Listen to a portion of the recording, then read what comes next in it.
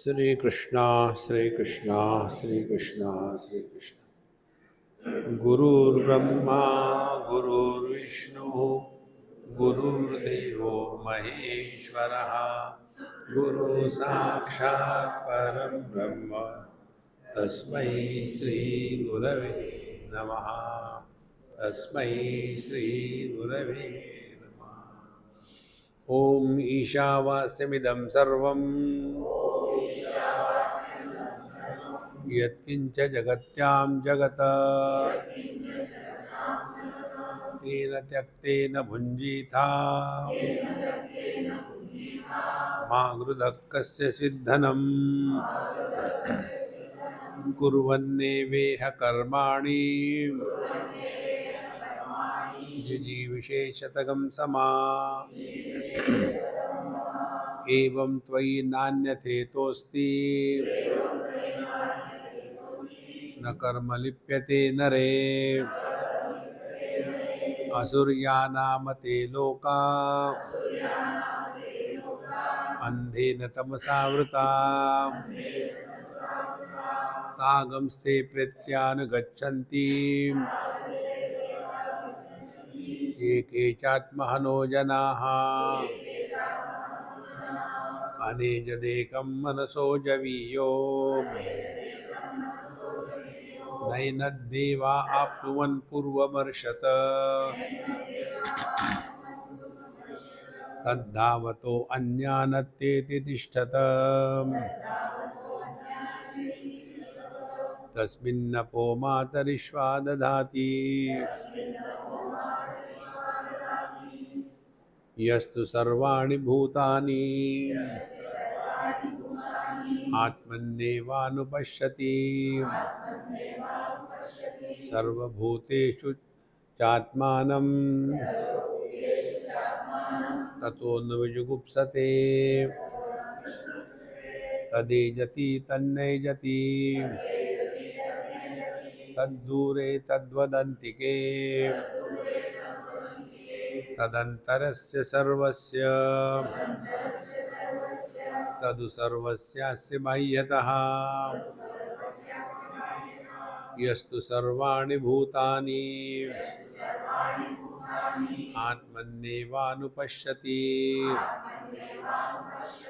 सर्वभूतेषु चात्मानं ततो न विजुगुप्सते यस्मिन् सर्वाणि भूतानि आत्मैवाभूद्विजानतः तत्र को मोह कशोकः एकत्वमनुपश्यतः। जब हमारे मन का विषय दुनिया होता है तब हम शब्दों में उलझ जाते हैं, और जब हमारे मन का विषय परमात्मा होता है तब हम शब्द से उपरत हो जाते हैं। दक्षिणामूर्ति स्तोत्र के ध्यान श्लोक में आता है, मौन व्याख्या प्रकटित पर ब्रह्म तत्वम युवानम। परमात्मा की व्याख्या मौन से होती है। तो जितना हम मौन रहेंगे, मौन रहने का तात्पर्य ये नहीं है कि जब आवश्यकता हो तब भी नहीं बोलना। वो तो गिरा मौनम ही बाला नाम, तो बच्चों के लिए। देखो, आवश्यकता है तब निश्चित बोलो, अनावश्यक है तो मत बोलो।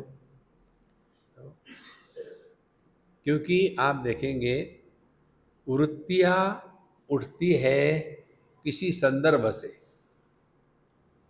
संदर्भ होता है देहात्म भाव। देहात्म भाव के पश्चात ये जगत को सत्य रूप से स्वीकार करते हैं। तो हमारे बोलने का विषय हमेशा अनात्मा ही रहेगा। यदि हमको अपने स्वरूप के बारे में बोलना है तो यतो वाचो निवर्तन्ते अप्राप्य मनसा सह, हमारी वाणी मन दोनों निवर्तन्ते अपने स्वरूप में वापस चले जाते हैं। तो शब्द प्रकट होते हैं वैखरी में, परश्रुति गोचर, अन्य हमारे शब्दों को सुने, यह वैखरी वाणी है।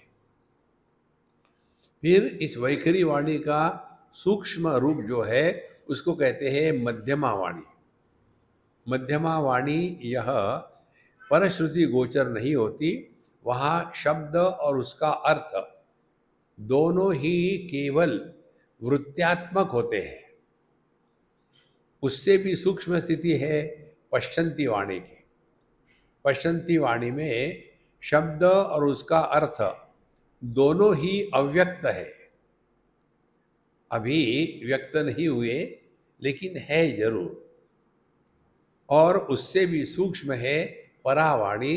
परावाणी माने मन, मन ही वाणी है। देखो, यदि आपका मन शांत है तो आप बोलोगे नहीं।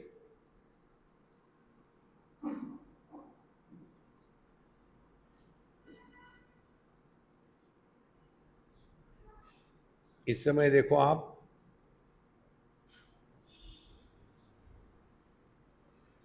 आपका मन शांत है।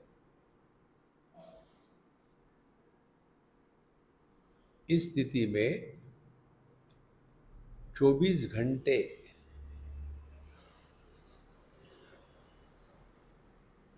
संभव है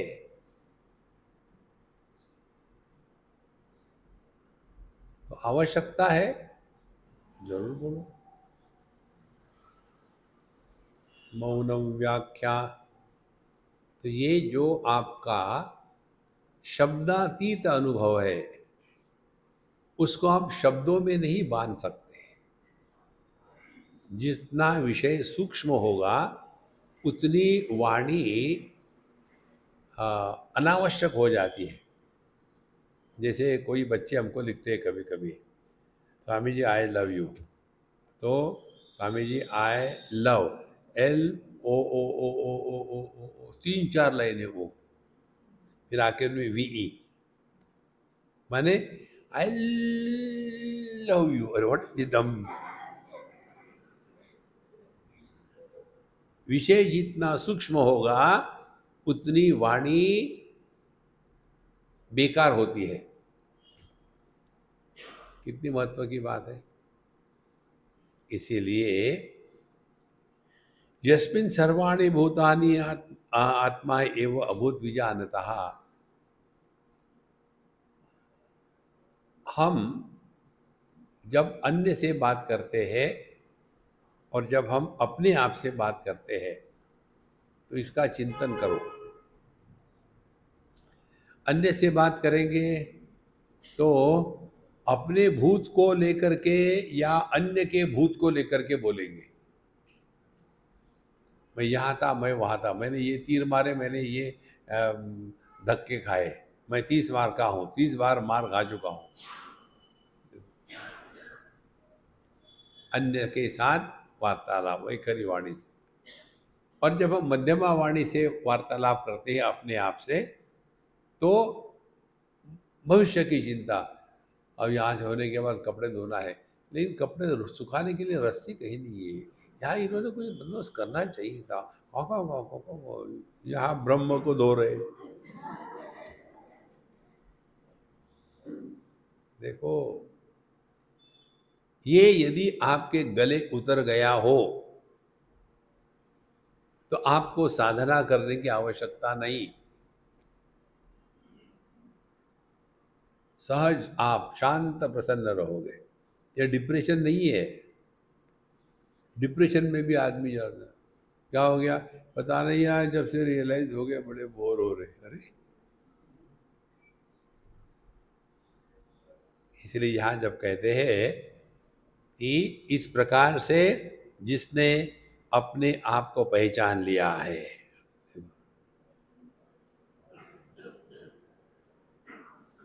यस्मिन् सर्वाणि भूतानि आत्मा एव अभूत विजानता तत्र को मोहः कशोकः।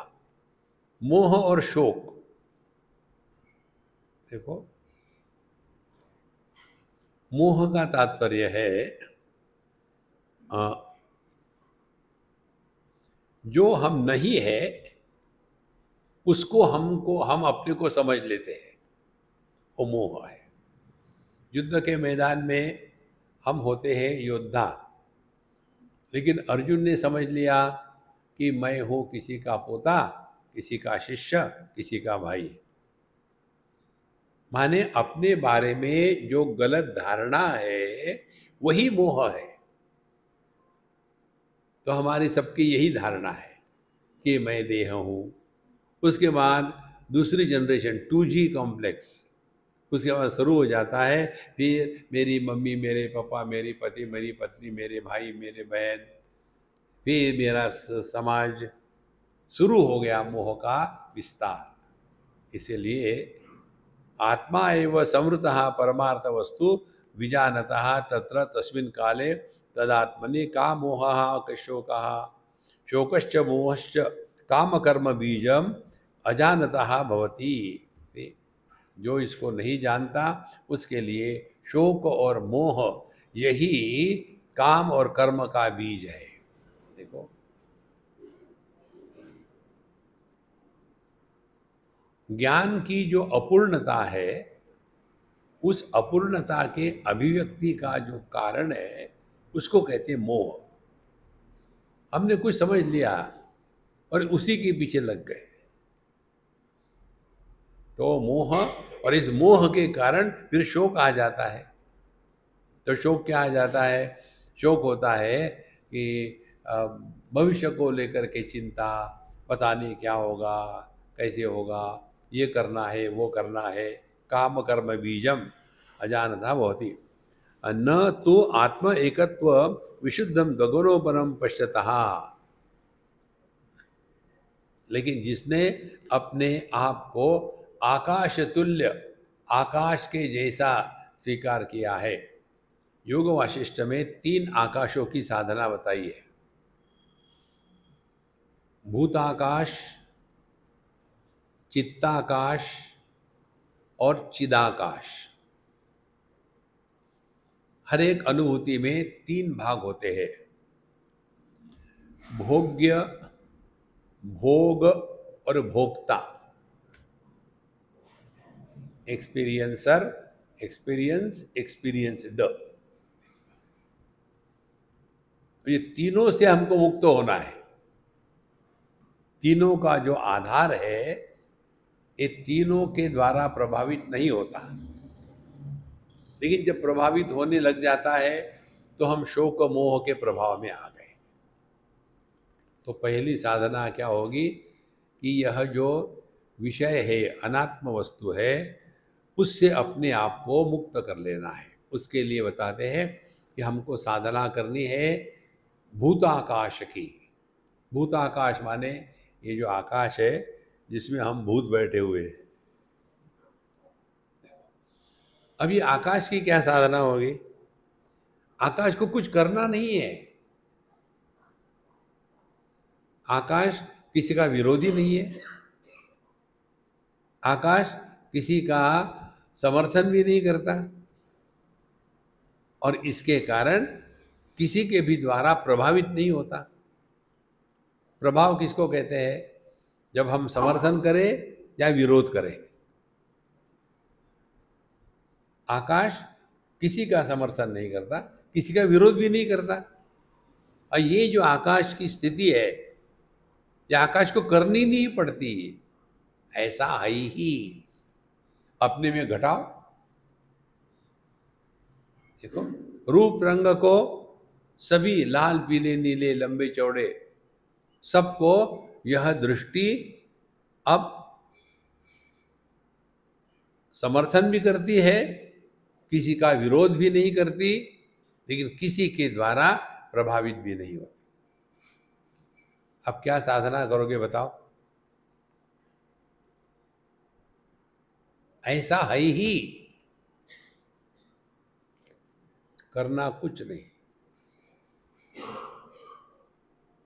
तो यदि हम वास्तविक रूप से अध्यात्म के मार्ग पर चलना चाहते हैं तो पहली साधना क्या होगी? यह भूताकाश की। जगत में ऐसे रहे कि जगत के वस्तु और व्यक्ति इनके प्रभाव से मुक्त रहे। कैसे मुक्त रहे? किसी को आओ मत कहो, किसी को जाओ मत कहो। आओ मत कहो माने दोस्ती ना बनावे, जाओ मत कहो माने दुश्मनी ना करे। ना काहू से दोस्ती, ना काहू से बैर।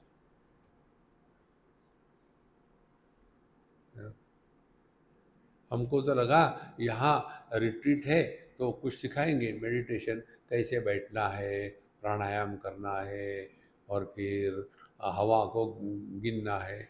कौन सी हवा? ऊपर वाली कि नीचे वाली? देखो,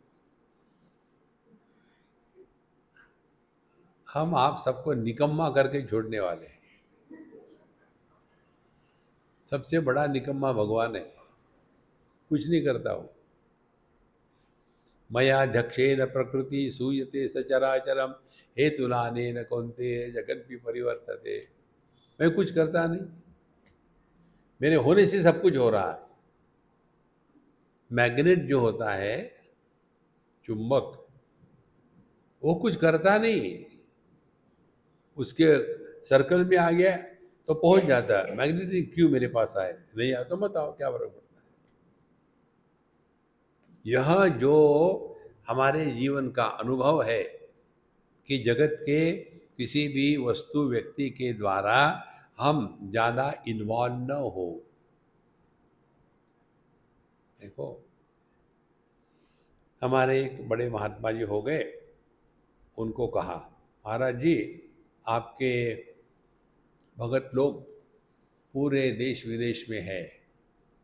तो बोले फिर हम ये सोच रहे हैं कि हर जगह की एक भक्तों की डायरेक्टरी बना दिया है।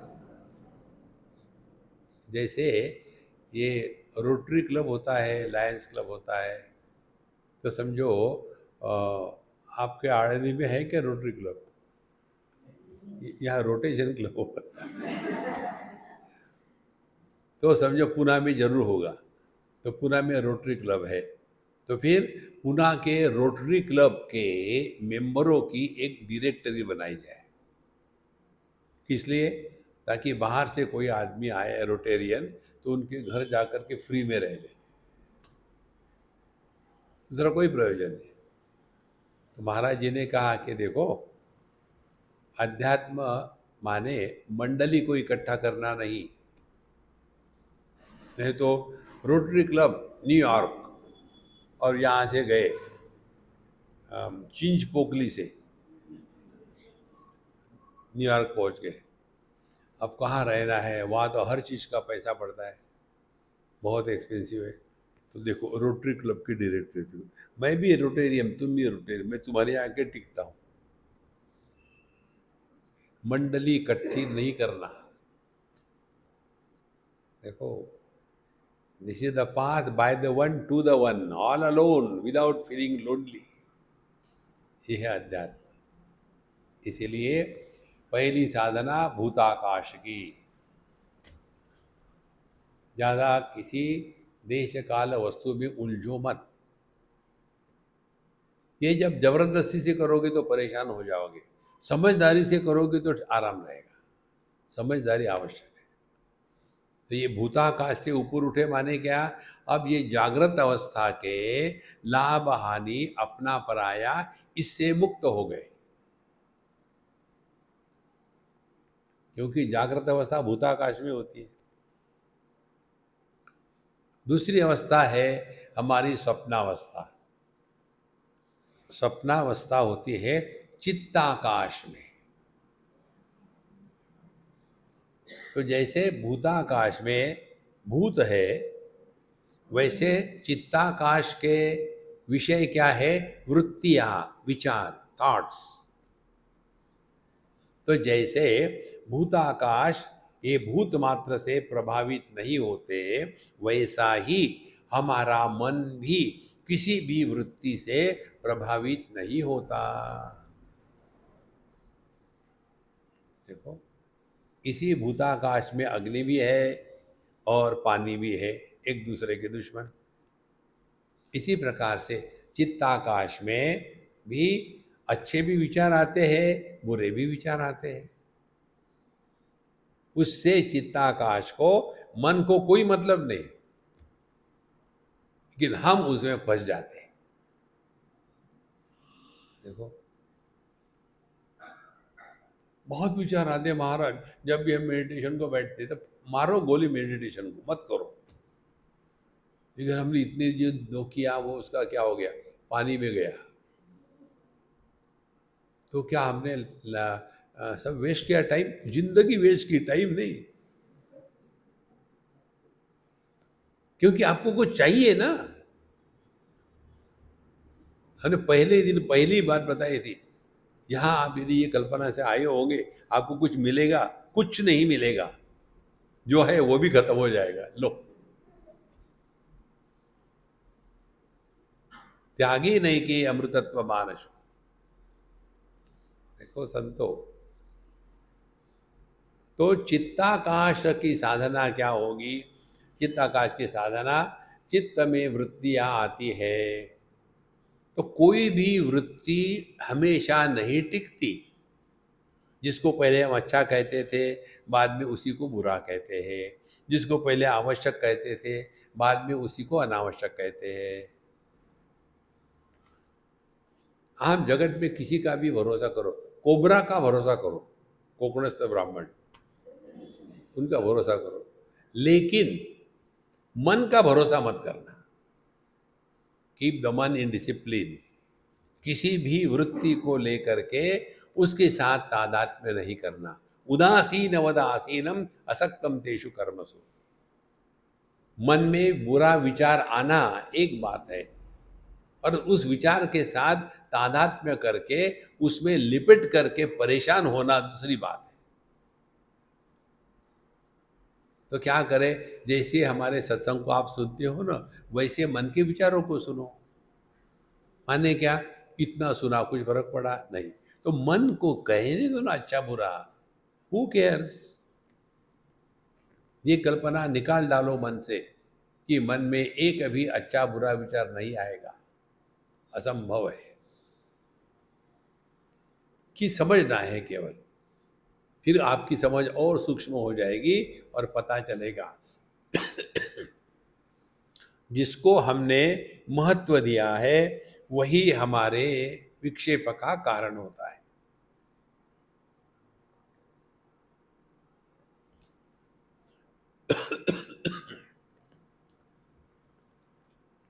और वो विक्षेप उठते हैं मन में, और ये जो मन है फिर उन विक्षेपों का समर्थन करता है और उसको निकालने के लिए फिर और परेशान हो जाता है। आपने देखा होगा आपके बच्चे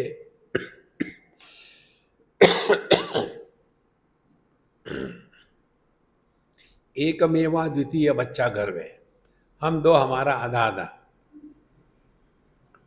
अब ये दोनों माँ बाप पैसे कमाने वाले, बच्चों पर वो प्यार छिड़कते नहीं है, होस पाइप करते। उसका नतीजा ये बच्चा पूरा बिगड़ जाता है। बच्चे ने कभी जिंदगी में नहीं सुना ही नहीं। देखो, ऐसे जो बच्चे होते हैं उनके साथ कैसे व्यवहार करें। हैदराबाद की बात है, बहुत पुरानी। अब वो बच्चा बड़ा हो गया, उसका बच्चा भी उसी उम्र का है। तो हम उनके यहाँ गए, बहुत पुरानी बात है, 30-40 साल के पहले। तो हमारे मित्र के साथ गए, वो बहुत बड़े इनकम टैक्स ट्रिब्यूनल के प्रेसिडेंट थे। तो हम दोनों बात कर रहे थे किसी इम्पोर्टेंट चीज़ पर। उनका पोता आया, आ करके पहले हम जा कुर्सी पर बैठे थे, यहाँ से ऊपर चढ़ा, हम बैठे ऊपर चढ़ा, लहट यहाँ से दूसरी कुर्सी पर कूदा, खिड़की पर गया। Idea is to seek attention, कुछ नहीं। तो हम लिफाफा देख करके मजकूर पढ़ लेते हैं, तो हमने उसके प्रति एकदम उदासीन हो गए। तो जब उसको महत्व नहीं दिया, उसको पूछा नहीं, उसको डांटा नहीं, फिर उसने सोचा क्या करूं, मुझे इम्पोर्टेंस मिल ही नहीं रहा। फिर वो दुनिया भर के अपने खिलौने लेके आया, हम लोग दोनों बात कर रहे, सामने टेबल है, उस पर सर्व रखे, खोल करके। फिर भी हमने कुछ कहा नहीं। फिर उसको और परेशानी, क्या करें इन लोगों को, मुझे कोई इम्पोर्टेंस दे ही नहीं रहा। फिर यहाँ से वहाँ कूदना शुरू कर दिया। उसमें जो कांच का टेबल था उस पर जोर से कूदा, वो टूट गया। हाँ, अब उसकी माँ आई, उसको अंदर ले गई, बाथरूम में बंद कर दिया। बाथरूम में धूम धड़ाका ठाक ठुक चल रहा। फिर मुझे कहती, स्वामी जी मैं क्या करूं, मैं परेशान हो गई। ऐसा हमेशा करता है। तो क्या करे।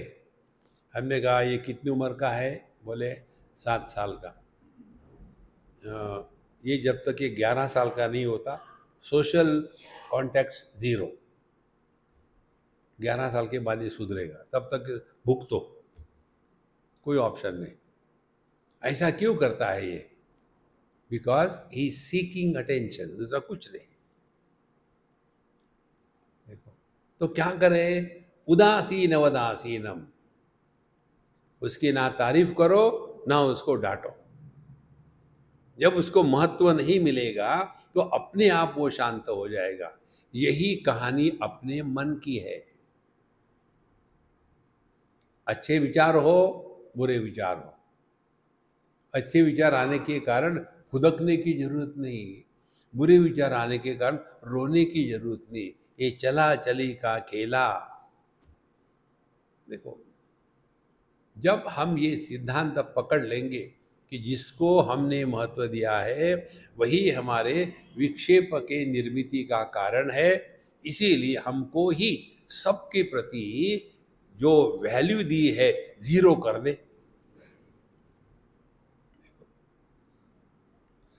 तब आपने चित्ताकाश की साधना करी है।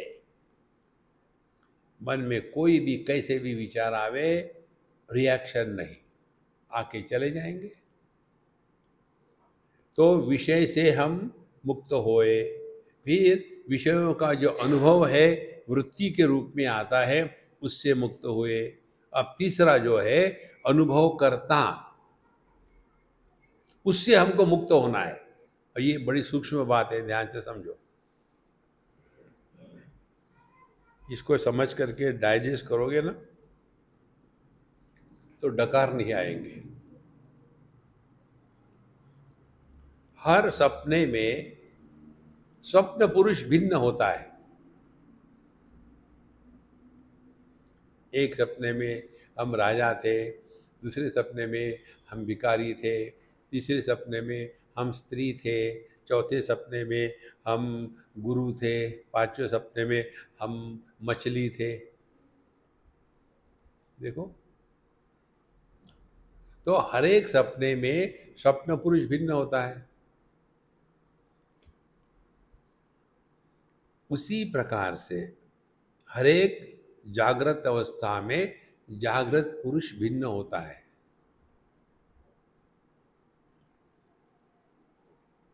इसको जो डाइजेस्ट कर सकता है वही वेदांत का अधिकारी है।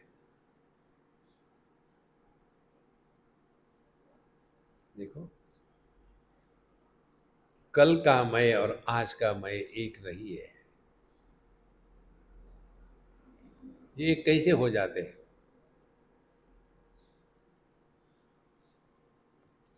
तो ये एक जो हो गया व्यक्ति, इसकी एनाटॉमी क्या है, कैसे बनता है, इसको समझने के लिए हमने एक बार एक्सपेरिमेंट किया था। एक्सपेरिमेंट ये था कि सभी लोग बैठे, बच्चे बूढ़े सब। हमने कहा कि हम बुलाएंगे किसी को आकर के यहाँ 3 मिनट बोलना है। एक बच्चे को बुलाया, उसको कहा बोलो। बड़े मुश्किल से 1 मिनट वो 1-2 वाक्य बोल सका। उसको बोलने के लिए कुछ है ही नहीं, चला गया। बूढ़ाओं को बुलाया, देखो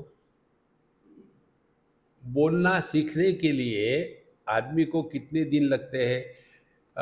2-3 साल लगते हैं बचपन में पैदा होने के बाद, 3-4 साल लगते हैं बोलना सीखने के लिए। बोलना बंद करना सीखने के लिए असंभव है। एक बार शुरू हो गया, देखो। तो बुढ़ाओं को बुलाया, हमने कहा आप 2-3 मिनट बोलिए। अब उनको बोलने के लिए इतना था कि 2-3 मिनट में कैसे खत्म होगा। अब ये छोटा बच्चा था, उसका भूतकाल 5 साल का, और ये बुढ़ाओं का भूतकाल 80 साल का।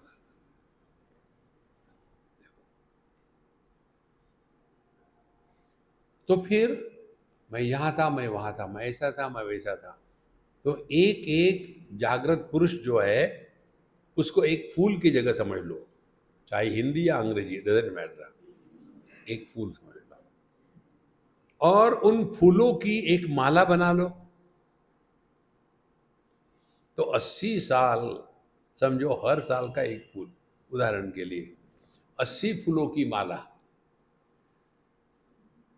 और ये छोटा बच्चा 5 साल, 5 फूलों की माला। और केवल एक ही फूल, माला नहीं बनेगी। तो ये जागृत पुरुष का जो व्यक्तित्व होता है ना, ये 80 फूलों की माला है। और माला का कोई अस्तित्व नहीं होता, वो दिखती है, होती नहीं। जब धागे को काट डालो और फूलों को अलग करो तो माला कहाँ गई? एक बिल्ली थी और वो अपने मालकिन के साथ हमेशा बैठी रहती थी। और उसके मालकिन हमेशा वो उलन का कुछ ना कुछ बुनती रहती थी। इस बिल्ली को हमेशा ये जो लड्डू है ना, वो कितना अच्छा होगा खेलने के लिए, लेकिन वो मालकिन देती नहीं थी। तो वो वहीं बैठी देखती रहती, ये लड्डू यदि मुझे मिल जाए, वूल का बॉल, तो कितना मज़ा आएगा। और एक बार ऐसे बैठी थी, उतने में कुछ फ़ोन फ़ोन आ गया, तो उस अम्मा ने वैसे छोड़ दिया सबका सब और चली गई अंदर। अब बिल्ली को आया मज़ा, अब तो मैं इस बॉल के साथ खेलूंगी। और वो खेलने लग गई उस बॉल के साथ, इधर जाए उधर जाए, बॉल धीरे धीरे खुल रहा। और फिर खत्म हो गया, परेशानी, अब बॉल कहाँ गया, बॉल कहाँ गया, बॉल कहाँ गया। देखो, तो बॉल दिखता है क्या बॉल? इसी प्रकार से अपना व्यक्तित्व दिखता है, कुछ नहीं है। ये कैसे बनता है व्यक्तित्व? वही पुरानी बात है। इसी को लेकर के हमने आपको बताया है कि अपने भूतकाल के बारे में बोलते हैं हम, उस समय हमारा देहात्म भाव दृढ़ हो जाता है। भूतकाल देह का था, हमारा नहीं था। हम हमेशा वर्तमान में ही रहते हैं।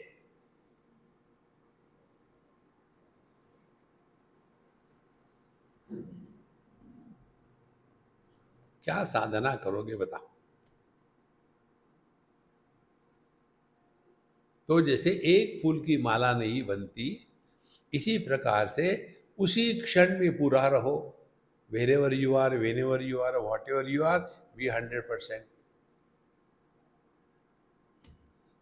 आपने चिदाकाश में प्रवेश कर लिया है।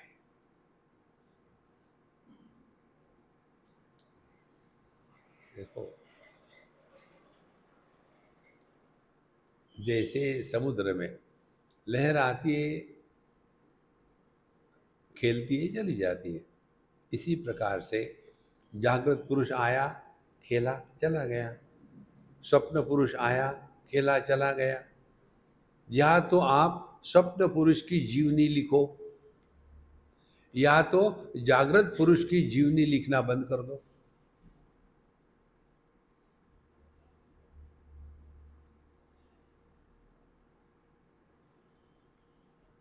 देखो संतो, यह सूक्ष्म चिंतन जब हमारे जीवन का अकाट्य अंग बन जाता है, तब मोह और शोक, इन दोनों से हम उपरत हो जाते हैं। को मोहा कशोकः इति शोक मोहयोः अविद्या कार्ययोः आक्षेपेण असंभव प्रदर्शनात्। तो जिसने अपने स्वरूप को पहचान लिया है, उसके लिए मैं कौन हूँ, मेरा ऐसा क्यों हो रहा है, उसका ऐसा क्यों होता है, ये सब मोह जो है ये समाप्त हो जाएगा। क्योंकि जिसके कारण हो रहा था वो अविद्या, अविद्या क्या बोल रही थी कि मैं व्यक्ति हूँ। सत्य क्या है, हम अभिव्यक्ति है, और अभिव्यक्ति जिसकी है उसको कुछ नहीं होता।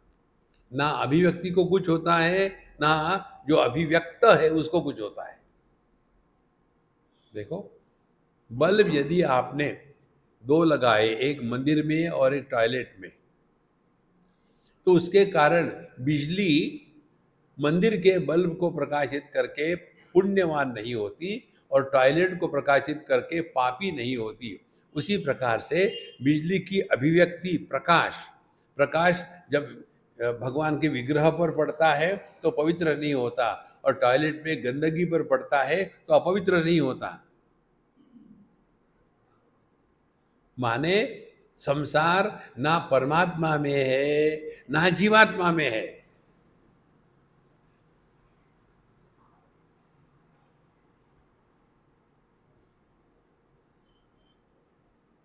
यह मृग जल कहाँ है? सूर्य के किरणों में है। क्या ये मृग जल जो है ये जमीन पर है या आंखों में है? कहाँ है ये? न होते हुए भी जो प्रतीत हो रहा है उसको सत्य मान के चलना, इससे बड़ी बेवकूफी और कुछ नहीं।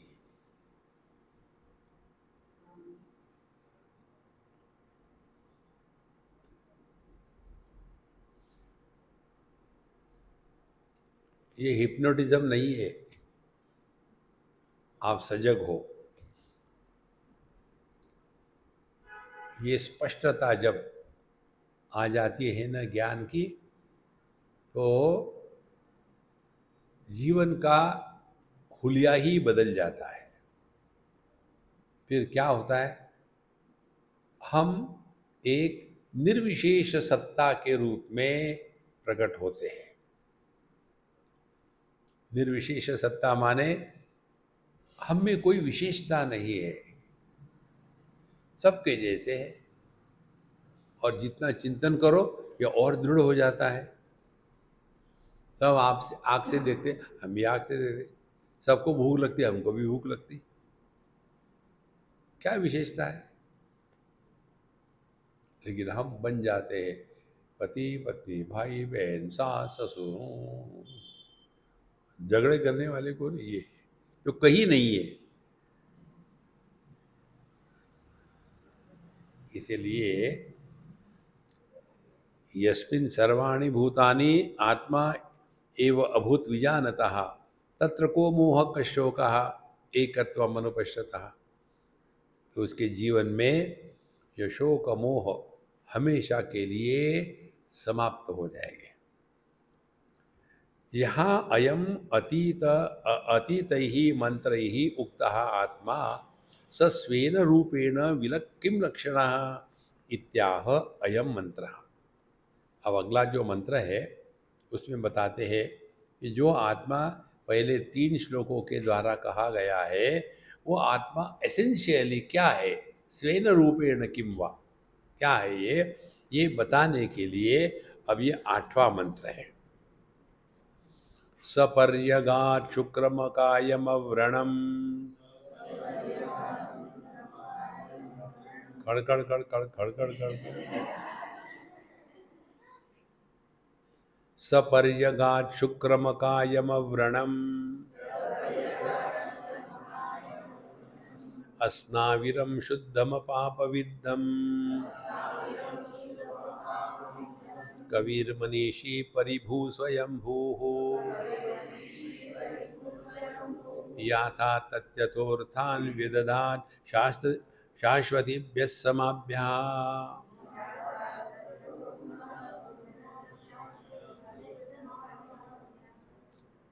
Never mind. अब क्या कह सकते हैं। अब जिस आत्मा के बारे में बात हो रही है वो आत्मा क्या है? सपर्यगात 1, स शुक्रम 2, स अकायम 3, स अव्रणम 4, स अस्नाविरम 5, शुद्धम 6, अपापविद्धम 7। ये 7 चीजें इस आत्मा के बारे में हमको बताई है। तो जिस आत्मा को आत्म रूप से जानने के बाद ये होता है, ये बताने के बाद अब ये आत्मा क्या है? स यथोक्त आत्मा पर्यगात परिसमन्तात् अगाध गतवान आकाशवद व्यापी इत्यर्थः। माने क्या? सब पर्यगात, जो सर्वव्यापी है। अब यहाँ जरा सूक्ष्म चिंतन ध्यान से सुनो। जब हम कहते हैं कि भगवान परमात्मा सब जगह में है, इससे बड़ी गलती और कुछ नहीं है। जगह नाम की वस्तु नहीं है कि जिसमें परमात्मा है। परमात्मा में यह देश काल वस्तु कल्पित है। कितनी गड़बड़ हो जाती है। हमारे ज्ञानेश्वर महाराज ने कहा है, भगवान को सच्चिदानंद कहना ये भी गाली देना है। जिसका कभी अभाव होता ही नहीं, जो कभी असत होता ही नहीं, उसको सत कहने की क्या जरूरत है? जिसमें अज्ञान का नामो निशान नहीं है, उसको चित कहने की क्या जरूरत है? जिसमें द्वैत की दुर्गंध नहीं है, उसको अनंत कहने की क्या जरूरत है? तो mouthshut.com, इसीलिए मौन व्याख्या। तो सपर्यगात, पर्यगात माने आकाशवत सर्वव्यापी। अब ये उदाहरण लेते, देखो परमात्मा को किसी भी उदाहरण के द्वारा लखाया नहीं जा सकता। ये किसके जैसा नहीं है। जो एकमेवा द्वितीय है वो किसके कैसा होगा? देखो किसके जैसा नहीं है। इसीलिए अनुपमेय परमात्मा की उपमा किसी के द्वारा नहीं बताई जा सकती। उपमा बताने के लिए कोई संदर्भ चाहिए, कोई एक कंपैरिजन चाहिए। एक बार भगवान रामचंद्र जी लंका जी में लक्ष्मण जी के गोद में लेटे हुए थे। पूर्णिमा की रात्रि थी। तो लेटे लेटे उन्होंने कहा लक्ष्मण जी को, हनुमान जी को, चंद्रमा को देख करके तुम्हारे मन में क्या विचार आते हैं? कब कहा उन्होंने? युद्ध है कल से। कितने रिलैक्स हो गए। देखो कल युद्ध है। Relax relax. तो वहाँ जो विषय आता है आता है। ये होने के बाद मुझे पूछा था, स्वामी जी आपको वो समझे, उस समय आप थे वहाँ और आपको भगवान राम पूछते, ये पूर्ण चंद्रमा को देख के आपको क्या विचार मन में आता है? मैं यही कहूँगा कि पापड़ है बड़ा।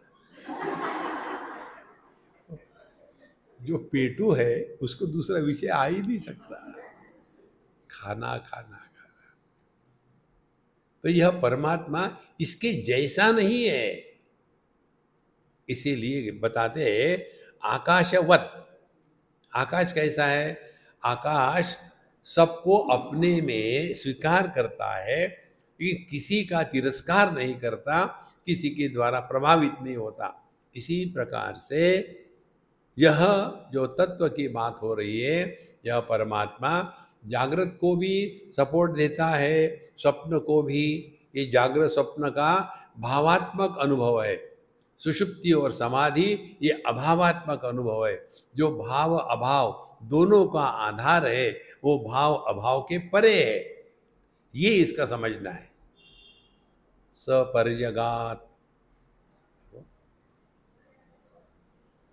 सपर्यगा शुक्रम, शुक्रम माने शुद्धम,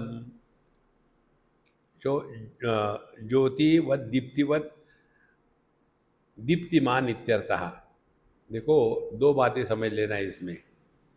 पर्यगात माने सत्ता, जिसकी सत्ता से ये सब कुछ है। और शुक्रम हो गया ज्योतिमत माने ज्ञान स्वरूप। तो सत्य भी परमात्मा है, चित भी परमात्मा है। सपर्यगात शुक्रम, देखो। और ये सत्य और चित अन्य नहीं है, एक ही है। इस पर भगवान शंकराचार्य का जो भाष्य है तैत्तिरीय उपनिषद में, बड़ा सुंदर है, अध्ययन करो उसका। सत्यम ज्ञानम अनंतम ब्रह्म यो वेद निहितम गुहायाम परमे व्योमन सोष्णुते सर्वान कामान सह ब्रह्मणा विपश्यतेति। इस मंत्र पर भगवान शंकराचार्य का भाष्य अप्रतिम है। शॉर्ट में वहाँ बताते हैं कि सत्यम ज्ञानम अनंतम ब्रह्म। तो ये सत्यम ज्ञानम अनंतम, ये क्या ब्रह्म के विशेषण है? जैसे यह गुलाबी बड़ा सुंदर कमल का फूल है, तो ये कमल हो गया विशेष्य, और बड़ा गुलाबी सुंदर ये हो गया विशेषण। क्या ऐसा है? ब्रह्म सत्यम ज्ञानम अनंतम, तो ब्रह्म हो गया विशेष्य, और सत्यम ज्ञान अनंतम ये विशेषण है? बोले नहीं, ये विशेषण नहीं है। देखो, फिर जो सत है, अस्तित्व है, वही चित है। अब ये अपने अनुभव में उतारो। क्या हमको ऐसा अनुभव होता है कि हम है, बाद में हाँ हम है? नहीं, अपना होना और जानना युगपत साइमल्टेनियसली होता है। बाकी सभी अनुभूतियों में सीक्वेंस होगा। ये वस्तु है, क्या है मुझे नहीं मालूम, क्या है मुझे मालूम है। माने जो ज्ञान मन बुद्धि इंद्रियों के माध्यम से प्राप्त होता है, उस ज्ञान में होना और जानना अलग है। वस्तु होती है, वस्तु अपने को नहीं जानती, हम उसको जानते हैं। तो जहां होना और जानना अलग है, वो मन का खेल है। अपने स्वरूप में जानना और होना अलग अलग नहीं है। Knowing is being. इसलिए पहले पर्यगान सत्ता रूपेण, फिर शुक्रम शुद्धम ज्योति दीप्तिमान इत्यर्थः। तो ये सच्चित स्वरूप है। और फिर अकायम, अकायम अशरीरः लिंग शरीर वर्जितः इत्यर्थः, जिसमें सूक्ष्म देह लिंग देह नहीं है, ऐसा है परमात्मा। जैसे पानी में समुद्र नहीं है, पानी में लहरें नहीं है, पानी में पानी ही है। आप पानी को जा कर के कहो कि पानी भैया, ये समुद्र के रूप में तुम बड़े डरावने लगते हो यार, डूबने का डर लगता है, लहरों में तो मज़ा आ जाता है, खेलने में मिलता है। तो पानी कहेगा महात्मा जी जरा 2 मिनट रुक जाओ, ये समुद्र क्या चीज़ है? पानी को समुद्र क्या है कभी समझ में नहीं आएगा। आकाश को कहो कि पूर्व पश्चिम उत्तर दक्षिण में, बोले रुको रुको ये क्या है पूर्व पश्चिम उत्तर दक्षिण? तात्पर्य क्या है? संपूर्ण के दृष्टि से सापेक्षता की कोई सत्ता नहीं, और हम सापेक्षता में फंसे हैं। फेंग शुई हर जगह में वो पिरामिड लगा देते हैं, जाते जाते अपनी चप्पलों में भी पिरामिड लगा देते। देखो दिमाग में डालो पिरामिड, सब ठीक हो जाए। तो सत हो गया, चित हो गया, और फिर अकायम लिंग देह वर्जिता, माने उसमें ज्ञान के साधन नहीं है। ज्ञान के साधन क्या है? लिंग देह किसको कहते हैं? जिसमें ये 3 बातें आ गई, मनोमय कोश, प्राणमय कोश और विज्ञानमय कोश। इन 3 कोशों की खिचड़ी को लिंग देह कहते हैं। तो वहाँ अकायम लिंग देह जिसमें नहीं है, वर्जिता। अव्रणम अक्षतम, अव्रणम माने जिसका क्षय नहीं होता, जो नष्ट नहीं होता। नष्ट वही होता है कि जो अपूर्ण है, पूर्ण कभी नष्ट नहीं होता। Infinite divided by anything continues to be infinite, you cannot change infinite. इसीलिए अक्षतम अस्नाविरम, अस्नाविरम माने जिनमें अनेक प्रकार के ये मसल, स्नायु इत्यादि है, जो उसमें नहीं है। इसका तात्पर्य जिसमें स्थूल देह नहीं है। यस्मिन् न विद्यन्ते इति अस्नाविरम अव्रणम अस्नाविरम इति भ्याम स्थूल शरीर प्रतिषेधा। तो पहले अकायम जो कहा, सूक्ष्म देह नहीं है। अव्रणम और अक्षतम, इसके द्वारा यह स्थूल देह नहीं है।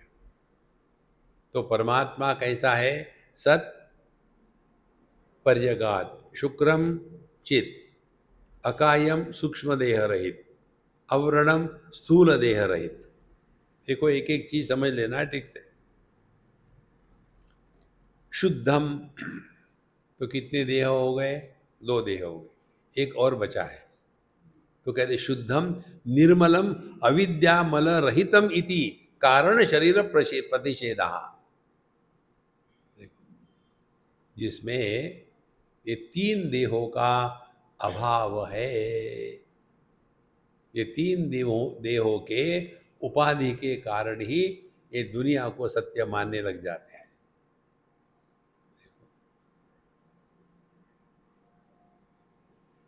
ये बात तो समझ में आ जाती है। कौन सी? स्थूल देह आकार है, सूक्ष्म देह ठीक है स्वीकार कर दे, देह के अंदर में है, वैसा ही आकार होगा। कारण देह अज्ञान, इसका क्या आकार है? देखो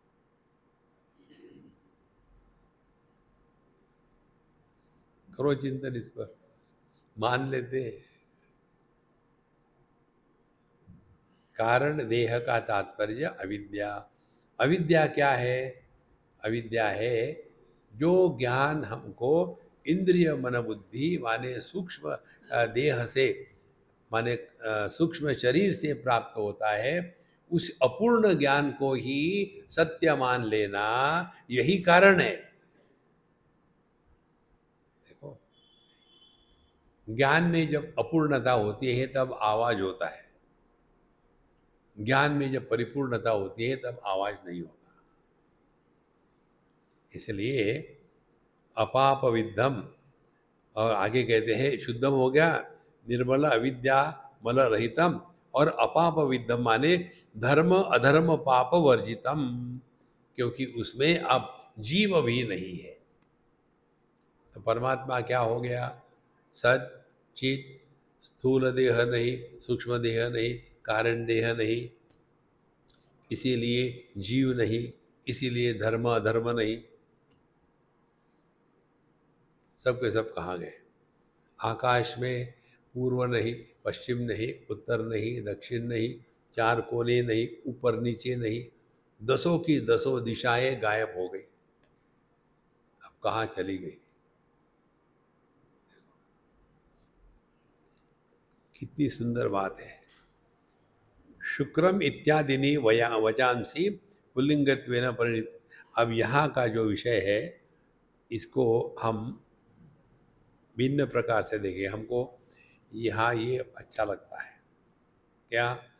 जो परमात्मा तत्व है, पर्यगात शुक्रम अकायम अवरणम अस्नाविरम शुद्धम अपाप विद्धम, ऐसा जिसने अपने स्वरूप को पहचान लिया।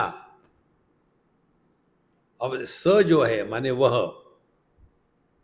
स अब इसके साथ जुड़ाओ। स कवि, स मनीषी, स परिभू, स स्वयंभू, याथा तथ्यतः अर्थान व्यददान शाश्वतीभ्य समाभ्य। देखो, माने जिसने इस आत्म तत्व को इस प्रकार से पहचान लिया है।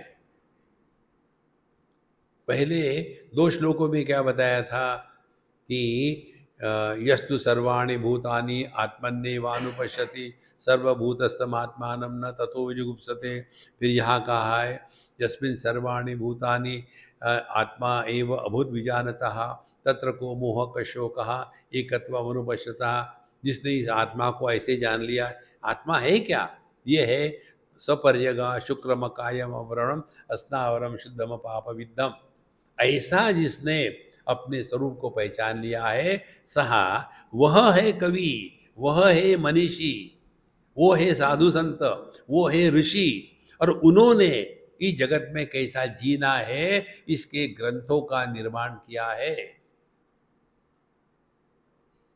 देखो, परमात्मा ही साधु संतों के माध्यम से प्रकट होकर के ज्ञान का वितरण करता है।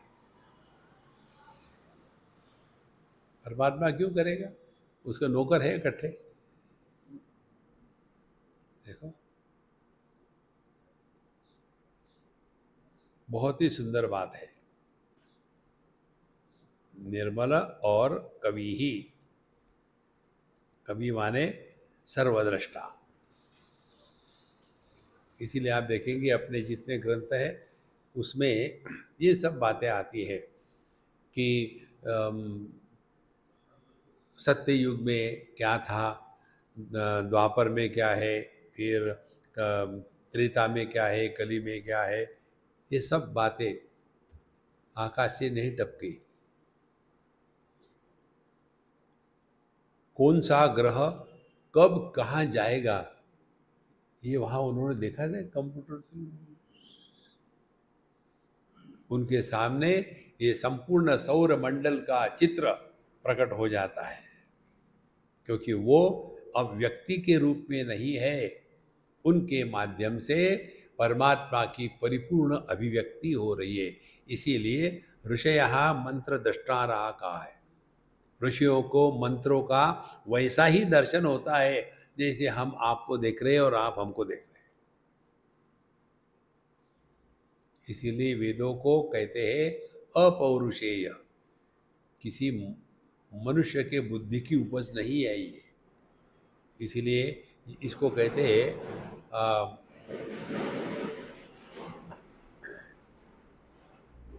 आर्ष प्रयोग। व्याकरण के दृष्टि से देखेंगे कई बार आपको तो पाणिनि का व्याकरण और ये व्याकरण इसमें थोड़ा फर्क पड़ता है, लेकिन इसको सुधारते नहीं, इसको आर्ष प्रयोग करते हैं। जैसे एक कौन सा मंत्र में आता है ओम आत्माय नमः। अब आत्माय यह व्याकरण के दृष्टि, लाइक रामाय नमः, मकारांत पुल्लिंगी शब्द चाहिए, अकारांत पुल्लिंगी। आत्मा आत्मन नकारांत है, ये कैसा आत्माय होगा? ज़्यादा बुद्धि मत लगाओ, ऐसा का ऐसा आत्माय नमः। देखो, एक बार आप मंत्रों के वेदों के व्याकरण की दृष्टि से त्रुटियां निकालने लगोगे ना, तो उसके प्रति आपकी श्रद्धा खंडित हो जाएगी। इसीलिए ये नियम है शास्त्रों का कि ये जो आर्ष प्रयोग है इसमें अपना मुंह मारने की कोई आवश्यकता नहीं है, ऐसा ही है। ये तो भगवान को सुधारेंगे, भगवान को नहीं आता होगा उस समय।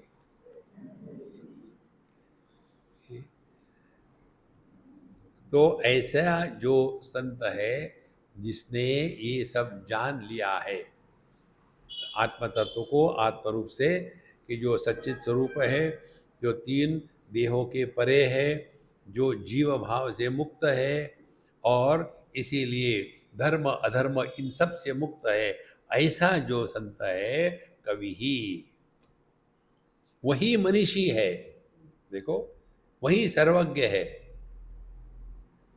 भविष्य पुराण की जो बातें लिखी गई है वो भूतकाल में लिखी गई है। ये कहाँ से आया सब? इसीलिए कबीर मनीषी और परिभूहु।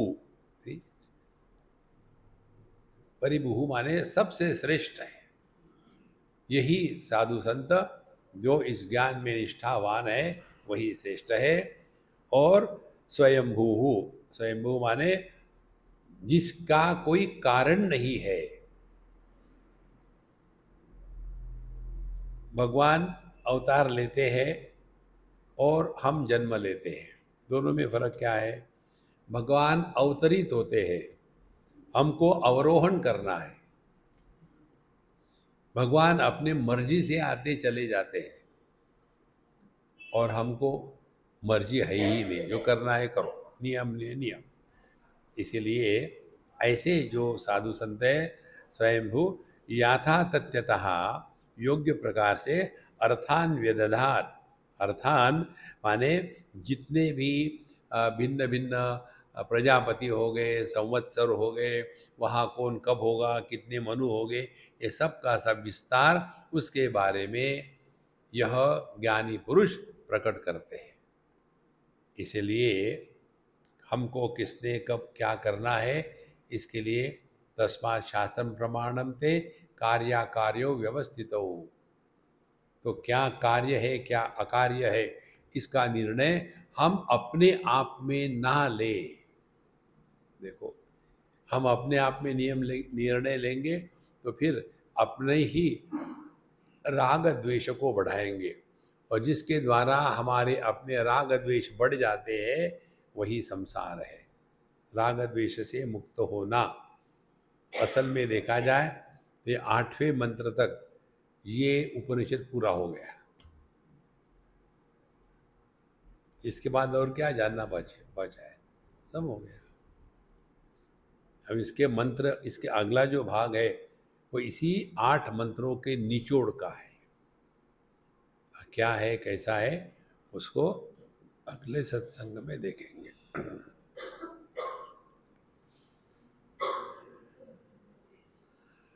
ओम पूर्णमदः पूर्णमिदं पूर्णात् पूर्णमुदच्यते पूर्णस्य पूर्णमादाय पूर्णमेवावशिष्यते।